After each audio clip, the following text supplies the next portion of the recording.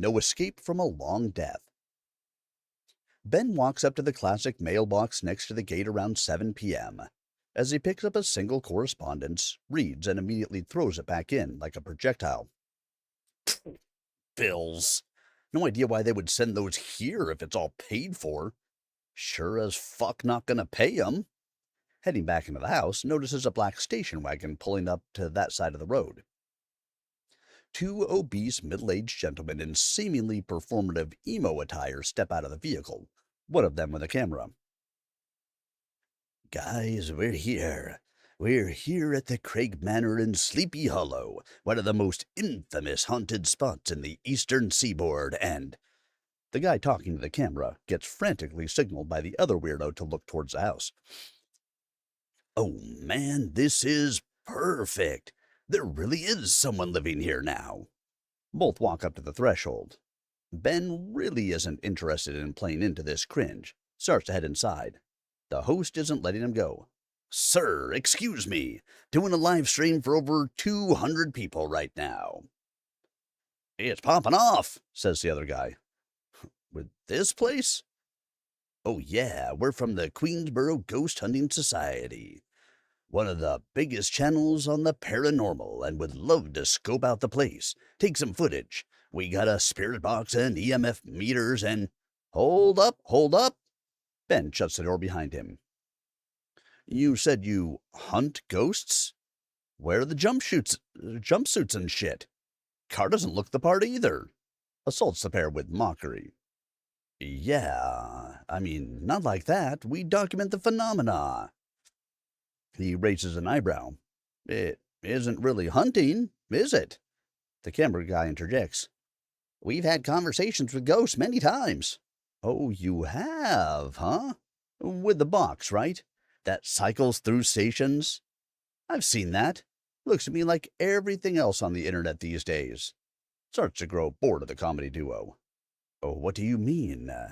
The stream's host looks at the camera, making faces as if Ben is out of touch, not cool with the kids. Confirmation bias, as in, you're not in this to find the truth of what it is. You've already decided what this is, and you use those gadgets on your impressionable audience for clicks. Pretty lame. Come on, that's bullshit, the camera guy protests. Here's the thing, boys. This house was bought by my company, and I'm not going to tell you the name, but I can give you a little inside baseball here. If you take that camera into the house for your sensationalist cringe, I get fired. Points to the camera guy. You get sued? Points to the host. And you get sued. Chad over there gets sued. Everyone sued. It's a sue-a-thon. No joke. The two awkward jagoffs are at a loss for words. Really sorry, guys. Hey, think of it this way. The house stood here for 2 centuries. It's one tough bitch. After my company is done with what it needs to do, you can camp out here, roast marshmallows and shit on stream. Hell, I'll tune in to watch and I pinky swear, cross my heart and hope to die, that I won't troll the chat and it's all good. All right? The two men are completely discouraged.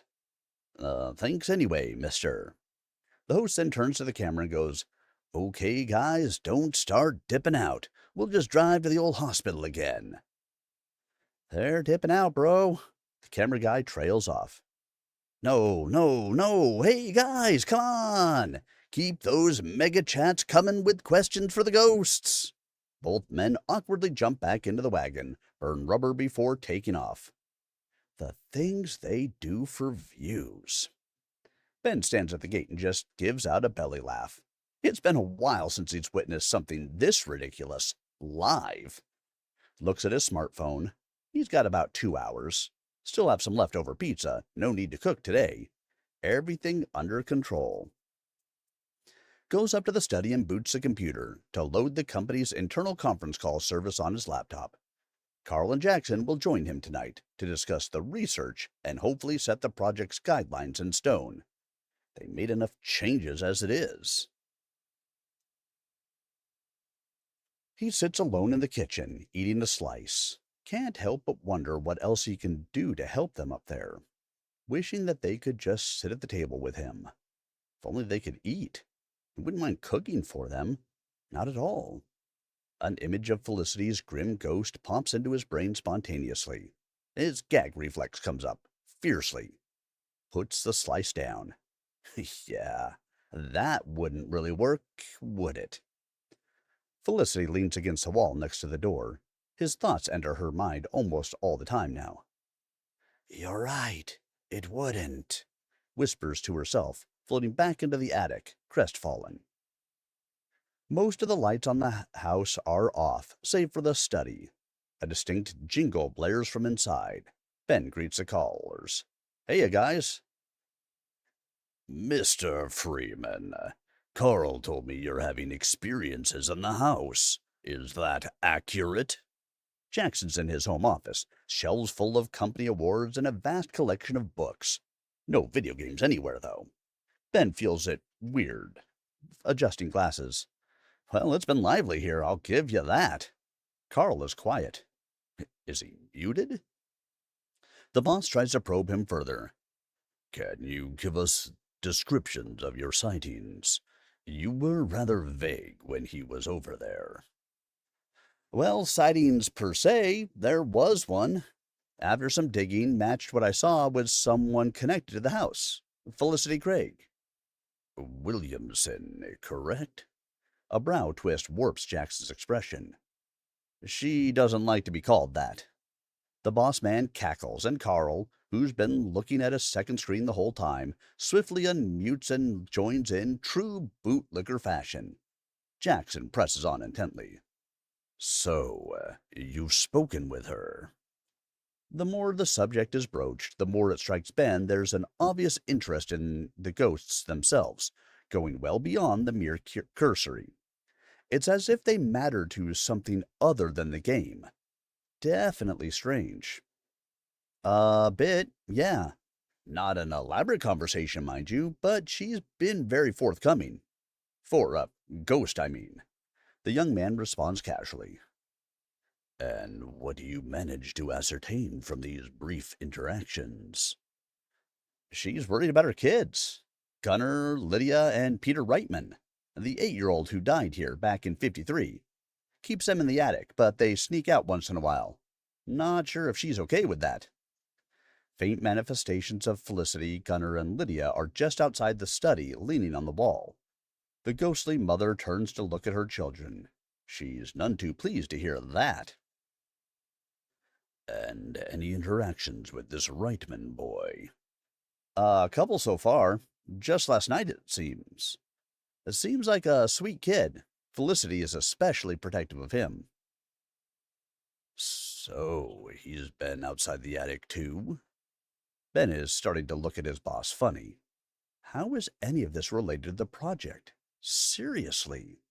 They were supposed to be discussing guidelines. Yeah, he's been out, but only upstairs. Assuming that's where his voice came from. Right. Jackson acknowledges reservedly. Ben figures it's time he asks a couple of questions of his own. Something definitely feels off. I'm curious. How did you arrive at the conclusion this house was the best spot to design a game around? It's big, but it's not that big. Exploration would be severely limited for players, unless we start adding things to the main building. You just answered your own question, Mr. Freeman. That's exactly the level of problem solving I'm expecting here. More to the point, I have full trust in your ability to make something out of. What is he talking about, Mommy? Gunnar asks, with his clear sapphire blues. Wish I could explain, dear, though it appears they believe our house to be some kind of game. Felicity wonders if Ben fancies this as some joke, their deaths, a punchline. The disappointment wounds her. Ben placates the boss man. Okay, fair.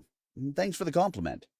But I'm still wondering, why this house?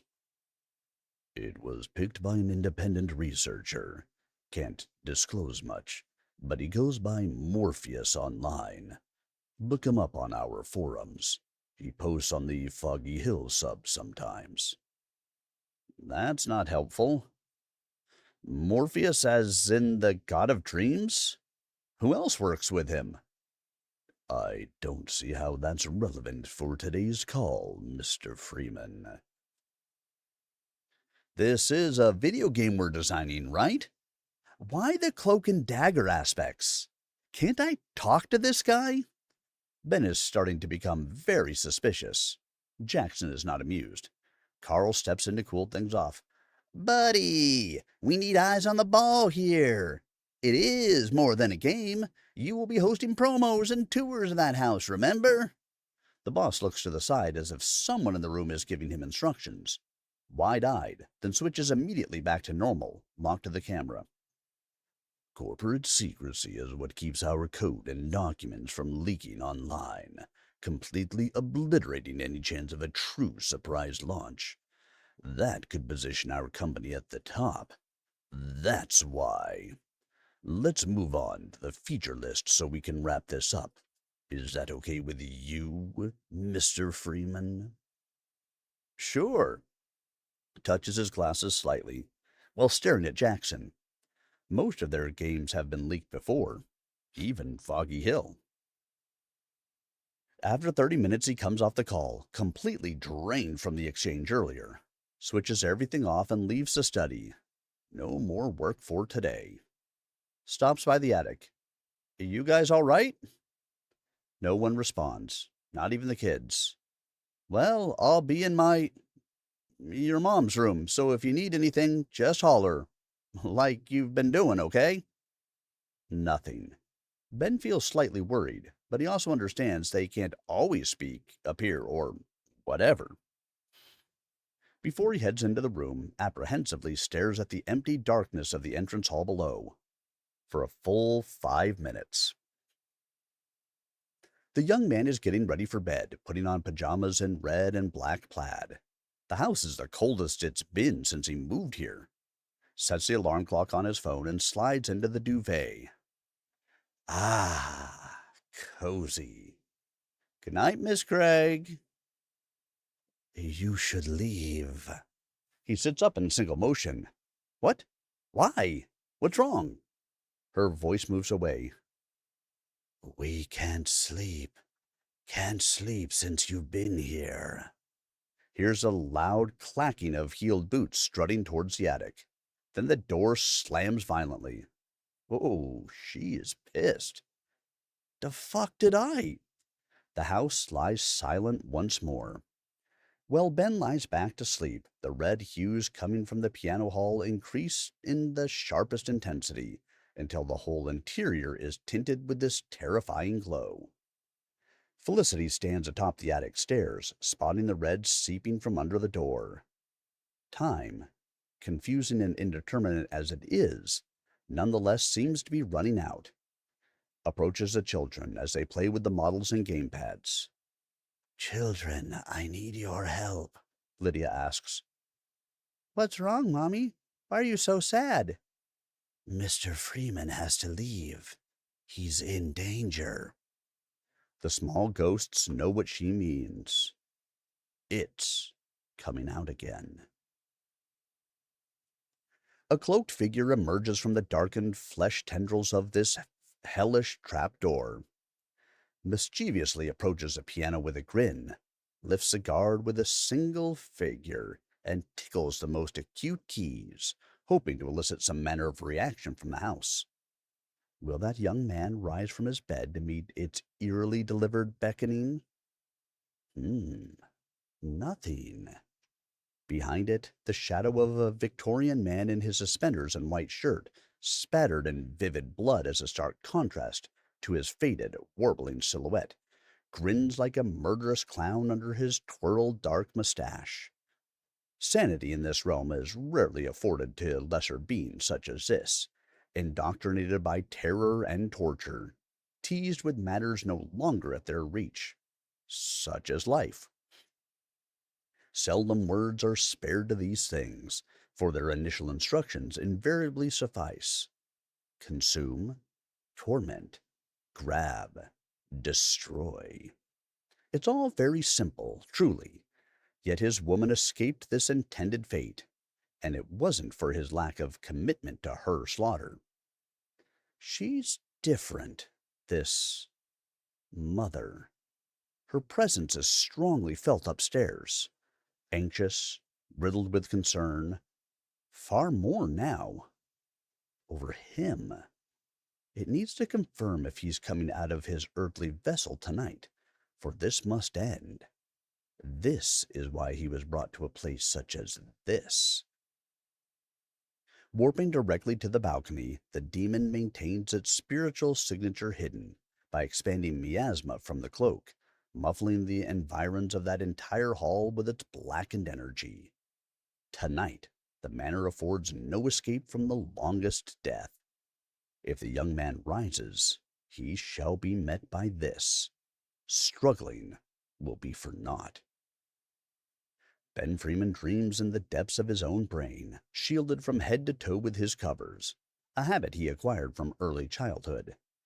This subtle preemptive guard he puts up is not a place it can easily reach, as the furthest depths of the living mind can often prove incarcerating for those of the ethereal persuasion. Still, some of these chaotic thoughts spill out in the throes of angst.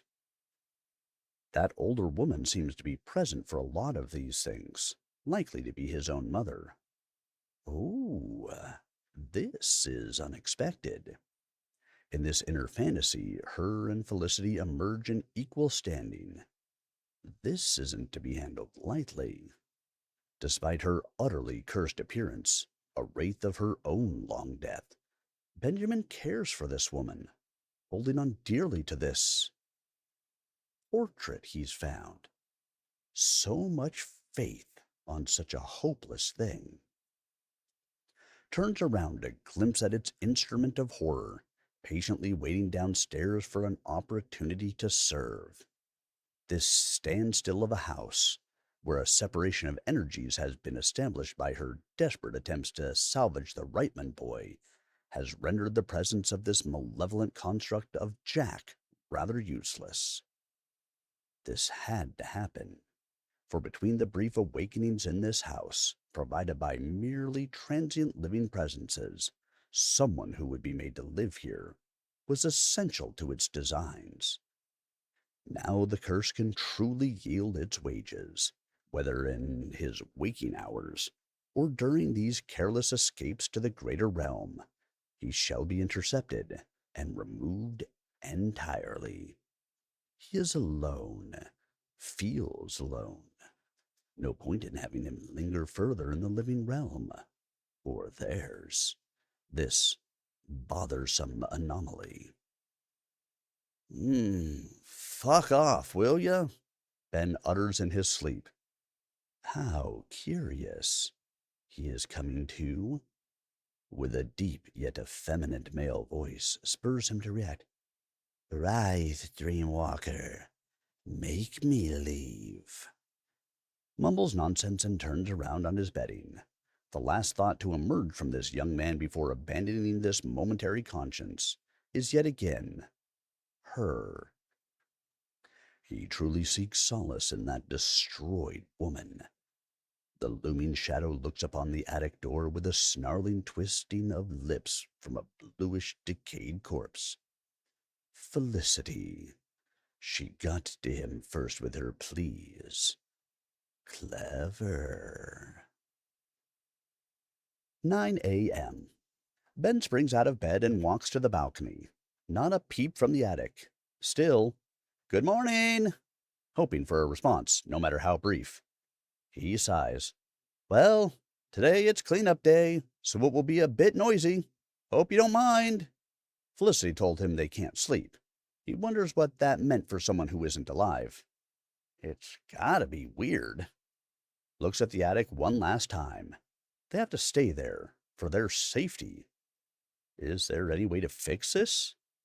How do you fight a demon? A couple of hours later, the vacuum roars all over the house, the sound bouncing off the walls in every room. In the entrance hall, a Bluetooth speaker is playing Ben's Japanese jazz playlist.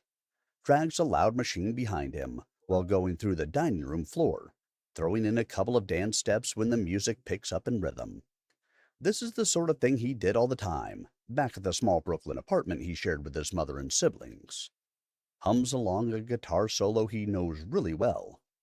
Felicity is upstairs on the left wing balcony, hearing the whole thing. He cooks, he cleans, he's kind and strong, deliciously cheery. A bit rude, though. If only she were alive. The corpse lady lets slip a stupid smile, only to pull the veil close to her face, flustered at the folly of these feelings. She truly doesn't want him to go. Alas, so he must. This house will kill him. That machine he was using to clean the flooring of her home stops. All right, time for a sub. She hears him downstairs. Time for what? Floats sneakily down. He's in the kitchen cutting up several ingredients, namely boiled eggs, a big loaf of fresh bread beside the cutting board.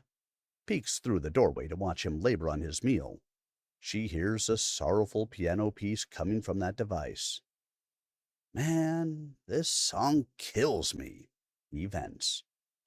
Approaching the music box, which magically plays entire ensembles, his past soon emerges from this memory, enveloping her. With a labored, shuddering inhalation before the plunge, lowers her head to partake in a vision. She must understand this pain of his. The very same Bluetooth speaker sits in an empty funerary chamber. Flowers adorn a glossy wooden casket. Parting words to Adelaide in cards litter the arrangement. Ben sits alone on one of the pews. The sad piano tune is the only thing heard in the entire room. This is a song he and his mother shared, held strong throughout her wake. Spoke to people, was polite and accommodating, while his siblings were exceedingly busy talking shop, ensuring everyone that came over for condolences got a prolonged taste of it for good measure. Those people were there to see Mom.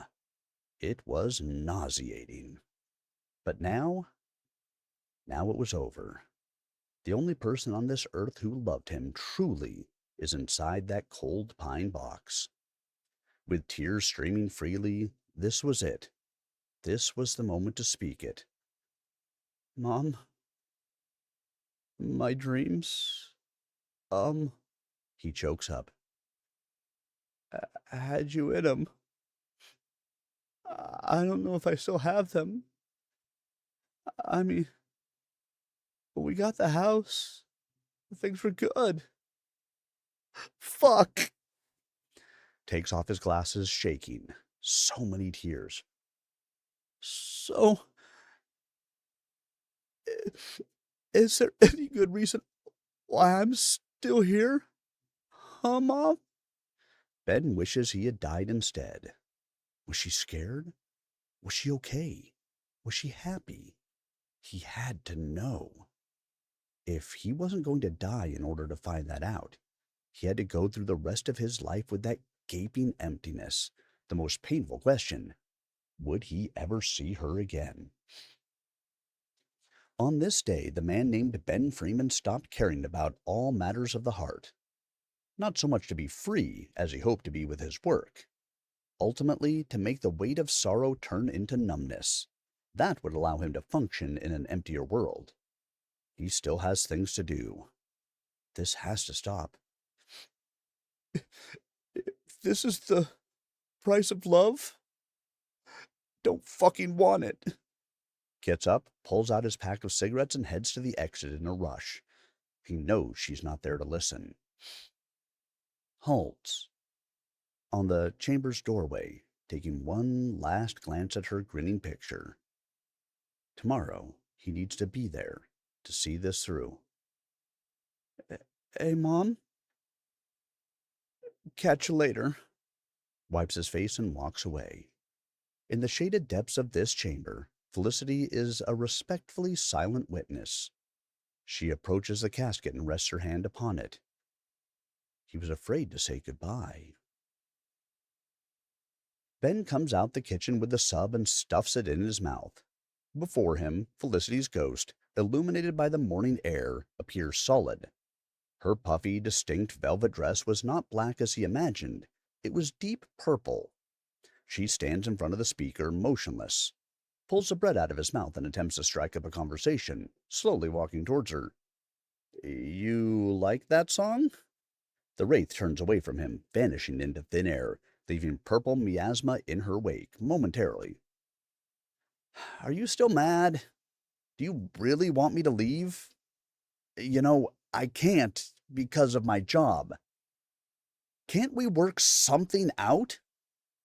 Felicity is back in the attic, crying on the floor, the skirt sprawled into a neat circle. The children are busy playing with the toys to notice her. Thankfully, everyone in that song plunged into her all at once. His sorrow, his inability to cope with his loss, his loneliness. Someone who wanted to die, who threw away love because it was too painful. She couldn't bear it, or stand for it. He had to go, because if he continued to live, she reasoned, he would find it again, with someone else. But now the pain is hers. Would she want him with someone else? Such foolishness settles in guilt. Don't be foolish, Felicity. Rises from the floor and makes her decision. In the meantime, Ben is eating his sub, casually walking around the house, when he spots a glimmer on one of the corners of the entrance hall. High up, where that corner meets the ceiling, a camera lens. Oh, that's just... wow. Grabs a chair from the dining room, places it under the camera, and climbs up. Waves in displeased agitation. Hey-oh, this thing has a mic? Hey, Carl! His phone rings. It is Carl. Hops off the chair and frantically takes the call. Any reason why you didn't think it was a good idea to clue me in on the fucking cameras, bro? Look, man, don't get upset. We have 'em here, too. It's insurance. If something happens, we dial 911. If someone breaks into the place, still doesn't cover it. Jackson yesterday also saw fit to keep me out of the loop when the subject landed on why I'm in this house to begin with. Oh, it's haunted, all right. Mystery solved. People got murdered here. For fuck's sake. Ben, you want to opt out of this project? Seriously considering it, yes. Pacing the hall in feverish upset. By the way, why go through the motions yesterday? Didn't you guys capture me getting tossed 5 feet in the fucking air a couple of days ago? Pretty sure this thing is at an angle where you could see me. Yeah, we saw that. Oh, you did ya? Well, where was the 911? The fucking SWAT team? The military, huh? I would even settle for a priest. Buddy, you're overreacting. Jackson wants to talk to you. Just a second. Here you go, sir. Jackson comes to the phone. Mr. Freeman, I have limited time and have no intention of getting into an argument with paid staff, so I'll go straight to the point. Do this, or be fired. Do this, and you'll oversee one of the most important launches in Grubbysoft's history. Who knows? One day you get to be my position and you'll understand why disclosing everything and not on a need-to-know basis is the sort of mistake only someone with zero management experience could come up with. Please stop with the house cleaning. We send 2 ladies there every Friday to do that. Stop wasting time. Get to work. The call abruptly ends. Ben is left standing in the entrance hall. Fuck.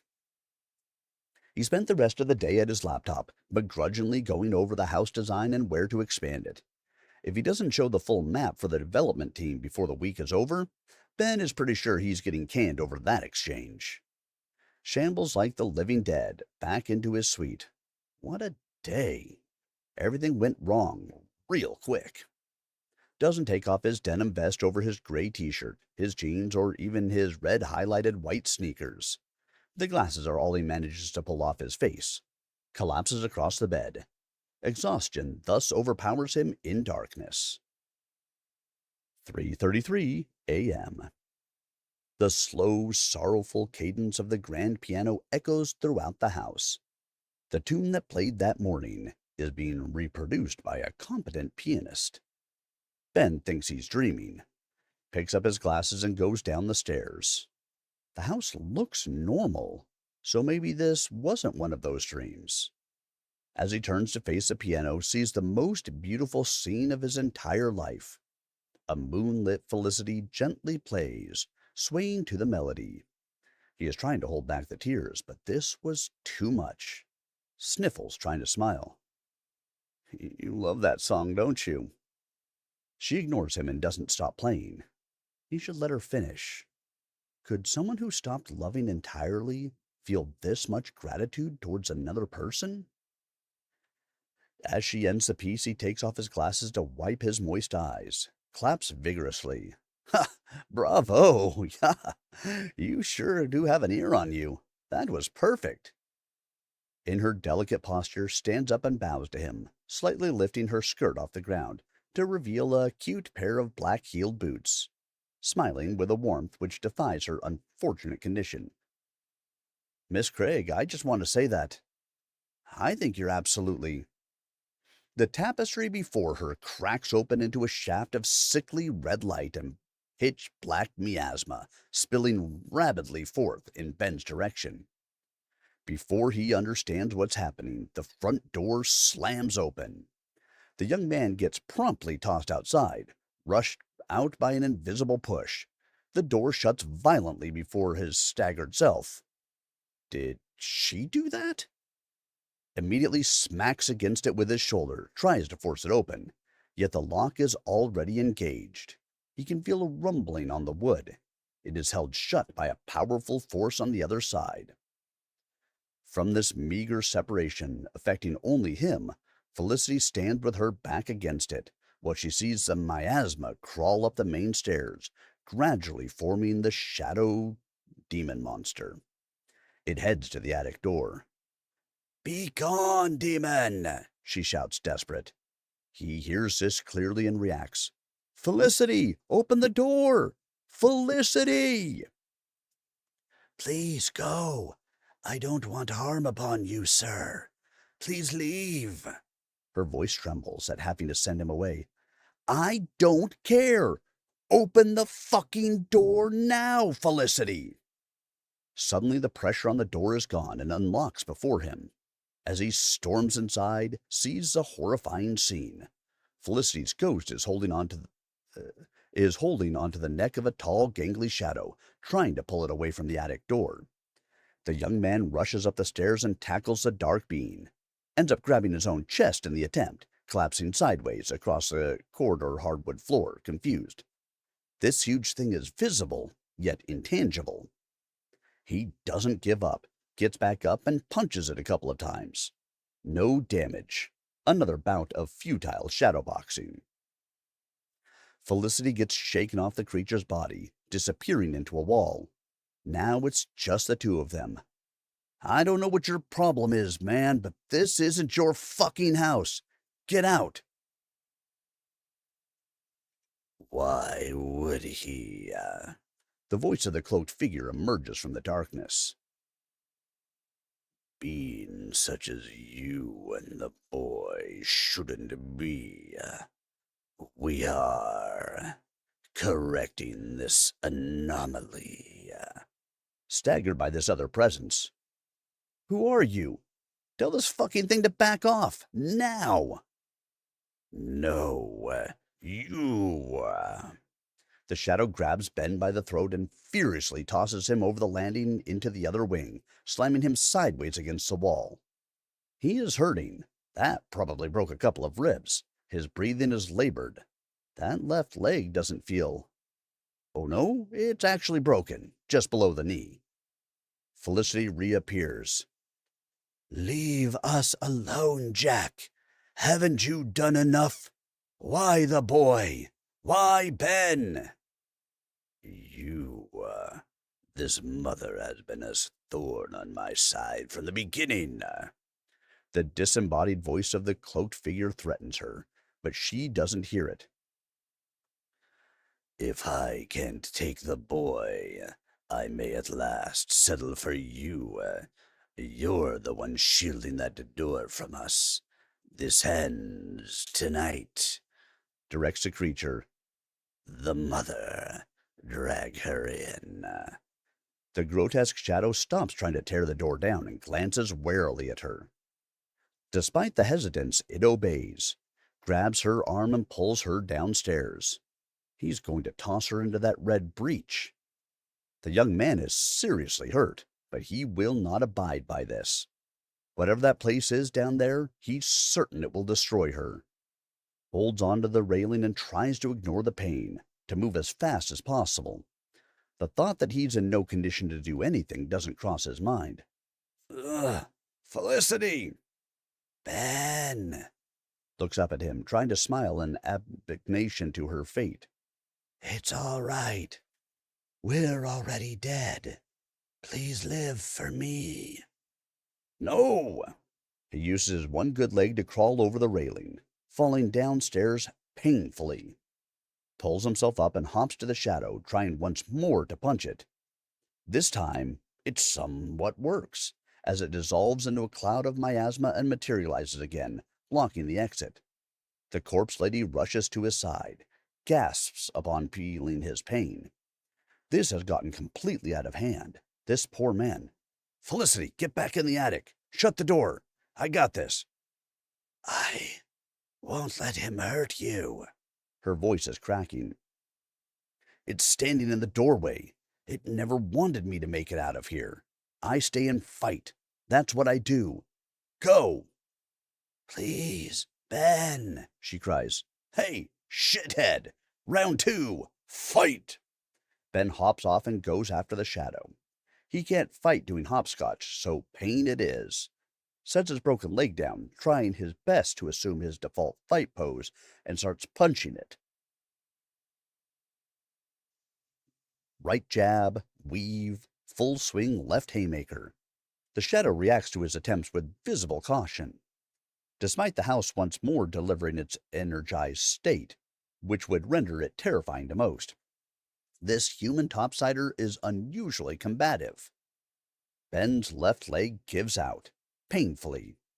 Noticing the human's defenses are down, the beast counters instantly, launching him into the wall beside the stairs, against a wood panel which opens like a door. Oh, this is great. I'm about to die, and it turns out there's a hidden room in this place. Ugh.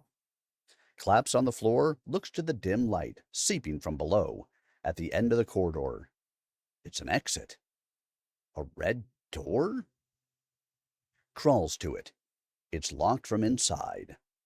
While the shadow follows, nervously clicks the latch and spills outside into a garden full of wild violets, overgrowth, a dry fountain, rising above the shrubbery. No one has touched this place in decades. He can see the neighbor houses on each side. A couple of lights are on. People may have woken up from the commotion inside the manor. Hey, call the cops! He yells, then immediately chuckles. Call the cops. Oh, man. The shadow grabs his leg and tosses him back into the corridor. While he struggles to get up, it snatches him off the floor by the neck and carries the broken brawler to the entrance, choking him with his massive predator-like claws. Over the landing, just beneath the glowing stained glass window, the cloaked phantom observes. Ben is turning blue, foaming at the mouth. I couldn't do anything. I couldn't help her, Mom. Felicity's voice sobbing behind him. Ben! Oh, no, no, no, no! Not again! Please wake up, Ben! The pain has stopped. His leg and ribs feel just fine. That's a relief. A bright light catches his attention. He is standing in the stairway landing. Before him, the stained glass window is gone, replaced by a white light that should be bright enough to blind him, yet doesn't. The cloaked figure speaks. You are free to go. It's where you belong. This soothing tone leaves him without a response. From within the light, Adelaide appears.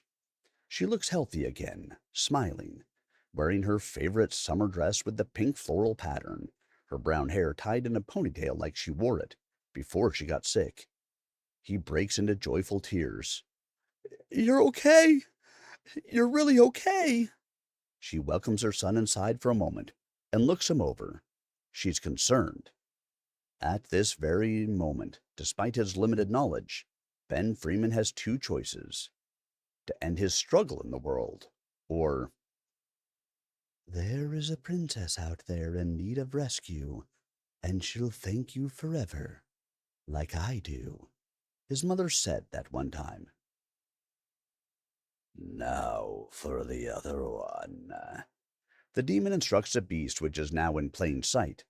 A tar-skinned, hideous humanoid creature with disheveled black hair, pitch-dark eyes, pale-skinned face, and long, clawed arms.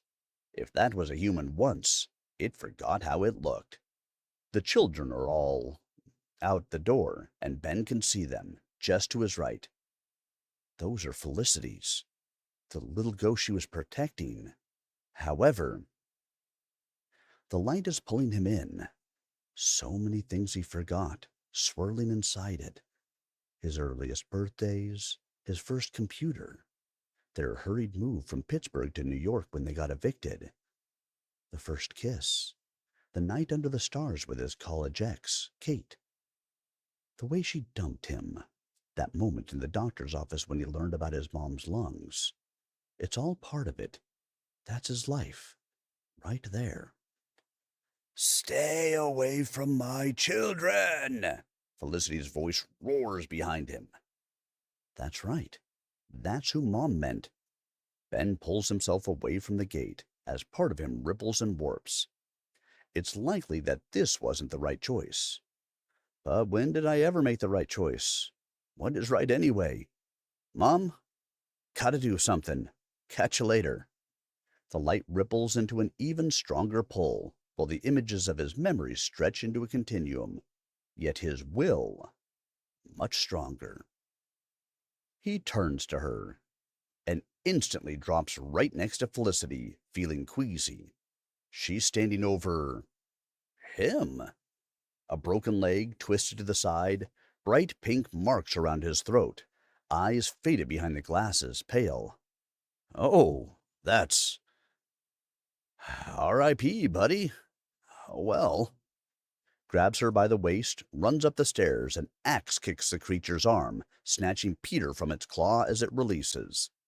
He yells, "Connor! Lydia! Back inside! Now!" The two siblings enter the attic stairwell and shut it. The beast swipes at him, crashing in the landing. The brawler runs downstairs, with the two, one under each arm like bundles. Well, these ghosts flail, absolutely aghast by what is taking place. That garden. How far outside the manor will that thing follow them? Rushing through the hidden panel on the wall, there's no time for calculations. The red door was a sign. In his dreams, this vision popping up every so often, with that old woman behind it, it was precisely for this reason. "Thanks, Granny." He thinks he's running there, but in fact, they're already there. Right up against the end of the garden where a tall wooden fence with an old Victorian bench stands. "Are you both okay?" The corpse like Felicity is still in shock. "Hey, you can talk, right?" insists. "Yes." She gives an expression and expectancy of some kind of answer about her state. I'm all right, Mr. Freeman," she replies reluctantly and looks directly at the floor. "I'm all right too, mister," says Peter. Looks visibly shaken up, but he's smiling. This guy is just like one of those men of action from comic books. Though as boyish as himself, adults like his father would never be this brave. "Okay, we've just been through hell. Can we just drop the honorifics? Not my thing." He turns to her. "You're Felicity," turns to the boy. "You're Peter, and I'm Ben. There, settled." Felicity asks, Why did you stay?" Trying hard not to show her face to him, nervously looking the other way. Despite the rush, she still recalls how carefully he carried her out of the desperate situation with such decisiveness. They were so close. Does her appearance not cause him disgust? Well, turns out I've grown rather fond of your family, so if you made it this far together, one more is just going to improve things. At least I hope. The corpse starts crying. You should have left. You should have left when I told you to. That's not what I do. Ben looks to the house. He's already trying to work out how to get back in. Hey, that thing standing in the doorway, see? What an asshole. Clenches her fists downward, irritated. Would you kindly desist this foul language, good sir? In full Victorian outrage. We've children in our midst, and I was not raised in a barn either. Sorry. You're right. Shit. The scary corpse lady is now locked onto him with those two dark orbital bones. Scratches his head. Force of habit. Bunch of people talked like that where I'm from. She rises slightly above the floor, speaking down to this uncouth young man. I'll have you reminded then. We're in Craig Manor, sir, not where you hail from. Is that clear? He realizes this desiccated husk has the authority of a true mother. There's absolutely no avenue available to him other than contrition. My apologies, Miss Craig. Felicity is fine. Just, please, no more swearing. Even though she looks like this, he can tell she is pouting. One moment she's scary, funny the next.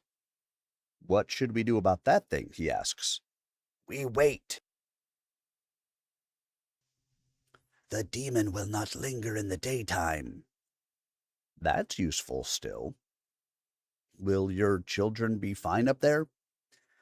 The attic is safe as long as I'm there, but I've noticed it is not interested in my children. Just Peter. He is reflecting hard on that last statement. That's weird. No offense, kid, but what could they possibly want from you? Felicity interjects. They? Yeah, that beast, necrid-looking thing, and the guy in the cloak. I didn't see anyone other than the demon. This is confusing to her. Ben's cogs are slowly starting to turn. Okay, so you can't see him. What about you, kid?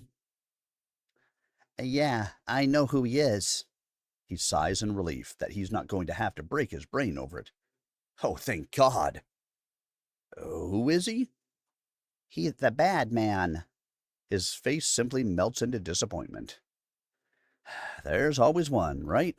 Throwing care to the wind. Yeah, there's always one. The boy nods. The young man turns back to him. He controls the thing, the monster, right? Yeah. Felicity is appalled by these two. She doesn't understand what's happening. The man she wished to be happy again, outliving his best life, was just standing there, in the same miserable situation they were in, talking as if there is a solution to it. She knows what that creature is capable of. It's not that simple. Oh, it never is, believe me. Turns to her, eyes pleading for a break. Look, just want to figure this out. Don't shoot me over it. Shakes her head, panicked at the plea. Why would I shoot you? Ben bursts into laughter. Peter joins in, again staggered at the pair. How can they be this blasé about what just happened? And Ben can hear her think, akin to her own ability. Their connection thus completed. Jack, return, the cloaked man commands. The beast stands in the doorway, unsure if it should. Aren't all their prey standing there? They will not come if you're standing there. A grimace forms under the cloak. These constructs barely grasp words, let alone reasoning of a tactical nature. This house needs more power. If this thing is proving to be ineffectual, it needs more human born negativity, swirling around the space to emerge as himself, at the height of his powers.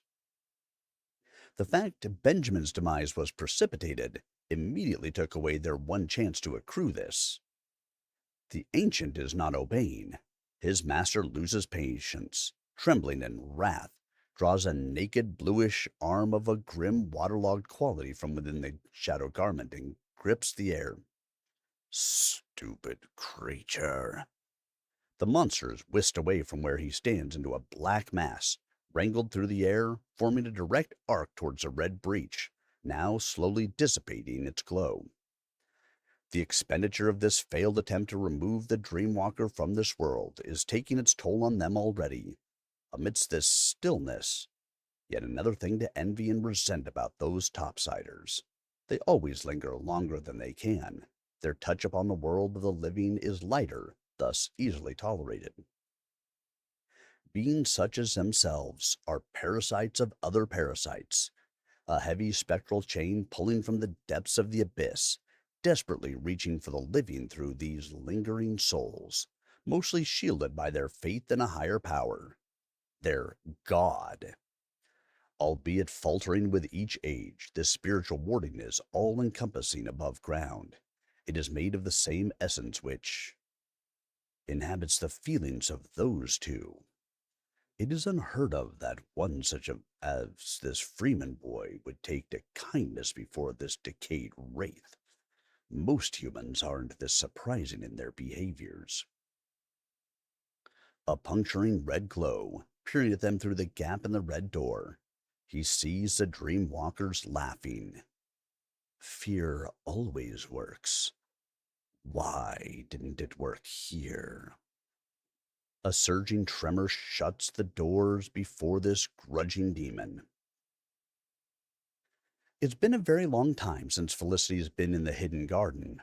For what is time, if you have not senses? No body? Up there in her grave, something lies which provides no solace. Even after seeing every morbid detail, her decay thus burned into her woeful soul. But it's mostly loose bones now. She saw those and felt nothing. Death surrounded her. None get to return from this, it is certain. Being in the mist in the outdoors again, where night is terrifying and day is bleak, would have been unthinkable were she alone. Yet, being beside this man who threw his life away and laughs it off, made the day brighter, just ever slightly. He's so interesting. Still looks young, somewhat alive, though that leg needs mending, and the bruises on his neck. Yeah, gotta figure those out, Ben casually replies. Felicity scoots to the side of the garden bench, away from him. He notices the warping effect that follows her when she moves fast. That stuff is seriously cool, come to think of it. Pardon me, sir. The trail that follows you. It's, fascinating. That's the word, right? She giggles to the side. Yes, I understand. Try moving your arm in front of you. Ben waves a hand in front. Doesn't see much. Faster, she urges. It starts glowing slightly as the trails intensify. Oh, there it is. Look at that. Rather unenthusiastically. Why are you not surprised by your own? Why would I be? I've seen it before. This is what happens when your brain's energy leaves the body, pretty sure. I wouldn't be able to see myself. In bed. Looking dumb. You're the same as he. She looks over to Peter next to the fountain in front of them, using violet petals to make artwork. Ben needs to understand. What do you think it means? That it's after you? Yeah. I think it just hates you more for being able to see it in your dreams. You shouldn't antagonize it. You don't understand the danger. It can send you into the red. Peter turns around and does a rehearsed chorus with Felicity. The red means dead. Red? Bad. Got it. He nods with a grimace. The two of them nod as well. This is of great importance. The mist is becoming brighter. The red door on the house can barely be seen from the sheer density of it. Why does it look so alive? It moves as if invisible people are passing through it at times, like echoes of ages long past, meshing together into a mass which occludes everything beyond it. It also feels invasive and chilling. It's everywhere, floor included. There is a clear distinction between this place and the house. Out here, it manifests as a spectral tide, washing away these faint contours. If these things were people once, they would be no different than ashes cast to the winds, like those creepy shadows left in the wake of a nuclear holocaust. Such things are lingering traces of ever-present yet definitive death. That's what's keeping him from calling those things out. Like a stream of water or shifting sands, this is a nature of sorts, tranquil, eerily quiet and inscrutable. Indoors, though, the presence of the dead made it stale, settled. Remembers how unnatural it felt once he abandoned the light. But now he's one of them, and a part of this strange new situation. Despite the horrors lurking within, he shares with them now. Not as bad as he thought. He dares to be optimistic. He's still himself, to some degree, which means his problem-solving skills can be employed here as well. That's all a man needs, really. To leave the house, though, would be tantamount to dragging a woman and children to the depths of a forest. No compass, no tools. That would be a dumb move, surely.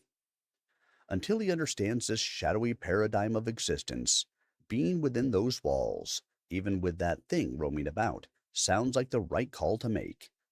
He can best protect them in familiar territory. Felicity surely did. The attic has something which kept them safe. The corpse lady quietly peers at the young man from the side. This must be so strange to him. Yet his mind furiously goes through the motions. He's attentive and concerned. No matter his joviality, he is very much a man. Faced with so many questions as to how this reality works, unnecessary risks are best not taken. They're his responsibility now. Time to get moving. Felicity? Yes, Ben? Let's go get your kids. Thank you for listening to Chapter 3 of Spectral Braver. If you've enjoyed this reading, please make sure that you subscribe to the YouTube channel. And if you have enjoyed the book, make sure that you go and purchase the book, written by Tiago Resende, available through the links in the description.